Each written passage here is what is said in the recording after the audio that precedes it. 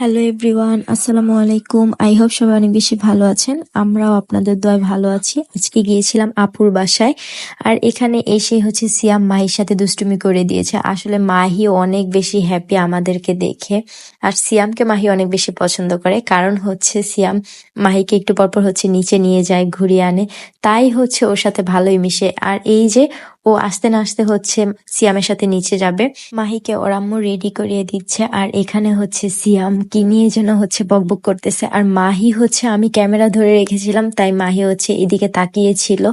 তারপর সে আমার দিকে আস্তে আস্তে এসে আমার আরেকটা ফোন সে আমাকে দিয়ে সারতেছিল। তারপর বললাম যে না, তুমি তোমার ভাইয়াকে দাও। তারপর আমাকে দিয়ে সে আবার সেটা তার ভাইয়াকে দিয়ে দিল। মাহি অনেক বেশি ফ্রেন্ডলি আর অনেক মিশুক, মাশাল্লাহ। ও দেখতে অনেক কিউট। সবাই অবশ্যই মাশাল্লাহ বলবেন আর ওর জন্য দোয়া করবেন।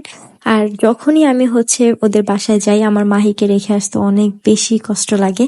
আর বাসায় এসেও আমি ওকে অনেক বেশি মিস করি, কারণ ও অনেক বেশি হাসি খুশি। আমার এটা অনেক বেশি ভাল লাগে, যে কাউকে দেখলে ও অনেক সুন্দর করে একটা হাসি দেয়। এই তো সিয়াম মাহিকে নিচে নিয়ে গিয়েছিল, আর এইদিকে বাচ্চারা খেলাধুলা করতেছিল, আর ও সেটাই দেখতেছিল। তারপর ওদের কিছু কেনাকাটা ছিল, তার জন্য মাইকে নিয়ে সুপার শপে গিয়েছিল। আর এই তো এখানে আপু কি যেন কিনেছে, সেটারই বিল পেমেন্ট করতেছিল।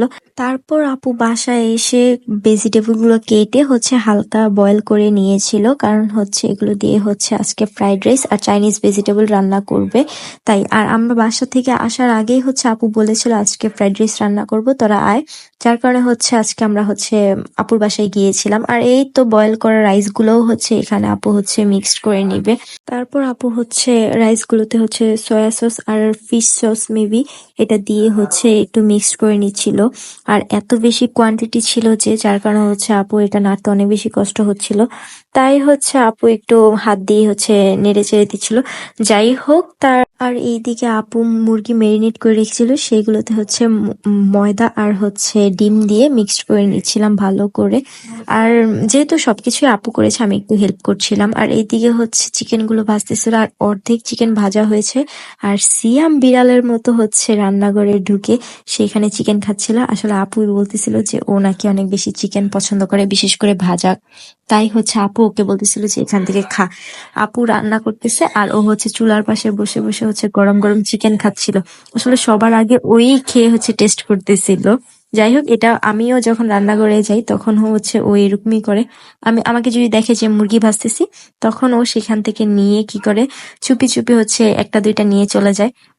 আর এটা ওর নতুন কোনো কিছু না, এটা অলওয়েজ করে। আর আপুও যেহেতু ওকে ছোট থেকে বড় করেছে, আপুও জানে ও কোনটা পছন্দ করে না করে। যাই হোক, আমিও একটু লাস্টে যেই চিকেন গুলো ছিল ওইগুলো আমি একটু ভেজে নিচ্ছিলাম, যেহেতু আপু অনেকক্ষণ কাজ করেছে। তাই ভাবলাম কিছু চিকেন আমি ভেজে নিই। আসলে আমি ভিডিও করার জন্যই মেনলি গিয়েছিলাম রান্নাঘরে, এটা কেউ ভাববেন না। আমি এমনিতেও আপুকে হেল্প করার জন্য যাচ্ছিলাম। এই যে ফাইনালি এখানে সবকিছু রেডি হয়ে গিয়েছে। এই যে এখানে কি ভেজিটেবল, তারপর ফ্রাইড রাইসের জন্য ফ্রাইড চিকেন, ফ্রাইড রাইস সবকিছু। আর আপু এখানে সবকিছু সবাইকে পরিমাণ মতো সার্ভ করে দিচ্ছিল। আর এই তো সিয়াম এখন খাওয়া দাওয়া করতেছে। আসলে ওই ফার্স্টে খেয়ে দেখতেছিল, যেহেতু চিকেনটা ও ফার্স্টে খেয়েছে, তাই রাইসটাও টেস্ট করে দেখতেছিল। আর আমি ভিডিও করতেছিলাম। ও খাচ্ছিল আর আমি সেটা ভিডিও ক্যাপচার করছিলাম। তারপর আপু বলল যে তুমিও খেয়ে নাও। আর এই তো আমি আমার প্লেট নিয়ে বসে পড়লাম খাওয়া দাওয়া করার জন্য। খাওয়া দাওয়া শেষ করে আমরা বাসায় চলে যাব। এর আগে আপু বলতেছে একটু কফি খেয়ে যাও, যদিও আমি কফি খাই না। তারপর সিয়াম খেয়ে নিল, আর ও আগে আগে আমাকে রেখে নিচে নেমে গিয়েছিল, আর আমি উপরে ভকভক করতেছিলাম। লিফট থেকে নেমে দেখি সিয়াম বাহিরে দাঁড়িয়ে ওয়েট করতেছে আমার জন্য। তারপরেই তো ও আমাকে হাত ধরে রোড পার করতেছে, কারণ আমার সবচেয়ে বেশি রিস্ক মনে হয় এই রাস্তা পার হওয়া। যাই হোক, আজকের ভিডিওটি এই পর্যন্তই। সবাই ভালো থাকবেন, সুস্থ থাকবেন। আল্লাহ হাফেজ।